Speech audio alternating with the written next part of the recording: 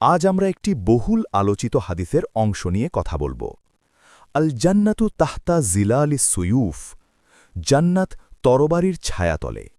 সহি বুখারী ও মুসলিম। এই কথাটি শুনে অনেকের মনে প্রশ্ন জাগে, ইসলাম কি শুধু যুদ্ধের কথা বলে? জান্নাত কি কেবল তরবারির মাধ্যমেই অর্জিত হয়? আসুন সঠিক ব্যাখ্যায় প্রবেশ করি। ১. এই হাদিসের প্রকৃত অর্থ কি? এই হাদিস অন্যায় আক্রমণ, জুলম ও আগ্রাসনের বিরুদ্ধে আল্লাহর পথে আত্মত্যাগ বোঝাতে এসেছে। এখানে তরবারি প্রতীক বা ন্যায় রক্ষার সংগ্রাম, সত্য প্রতিষ্ঠার জন্য ঝুঁকি নেওয়া, আল্লাহর আদেশ মানতে গিয়ে কষ্ট সহ্য করা। রাসূলুল্লাহ সাল্লাল্লাহু আলাইহি ওয়াসাল্লাম কখনও আক্রমণকারী ছিলেন না। তিনি যুদ্ধ করেছেন আত্মরক্ষা ও জুলম প্রতিরোধে।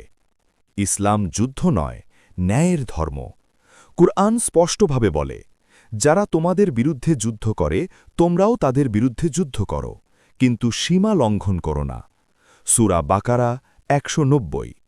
অর্থাৎ নিরীহ মানুষ হত্যা করা হারাম, নারী, শিশু, বৃদ্ধ, উপাসনালয় সবই সুরক্ষিত। প্রতিশোধ নয়, ন্যায়ই লক্ষ্য। আজকের সময়ে তরবারি মানে কি?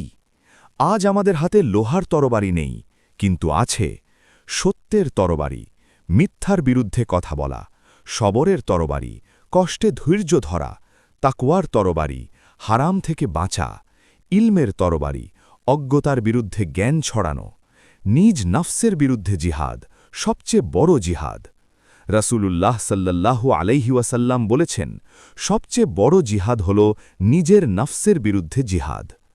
জান্নাত পাওয়ার পথ একটিই নয়। ইসলাম বলে, মা বাবার খেদমতে জান্নাত, হালাল রুজিতে জান্নাত, নামাজ, রোজা, দান সদকায় জান্নাত, ধৈর্য ও ক্ষমায় জান্নাত, আর প্রয়োজনে ন্যায়ের পক্ষে দাঁড়ানোর সাহসে জান্নাত। তরবারি তখনই বৈধ যখন সব শান্তিপূর্ণ পথ বন্ধ হয়ে যায়। প্রিয় মুসলিম উম্মাহ, আমাদের জন্য শিক্ষা। এই হাদিস আমাদের শেখায়, ১. কাপুরুষতা নয়, সত্যের পক্ষে দৃঢ়তা। জুলমের সাথে আপোষ নয়, কিন্তু উগ্রতা ও সীমা লঙ্ঘনও নয়। আল্লাহর সন্তুষ্টি একমাত্র লক্ষ্য। শেষ কথা, তরবারির ছায়াতলে জান্নাত মানে আল্লাহর পথে কুরবানি, ন্যায় প্রতিষ্ঠায় আত্মত্যাগ, সত্যের জন্য মূল্য দিতে প্রস্তুত থাকা।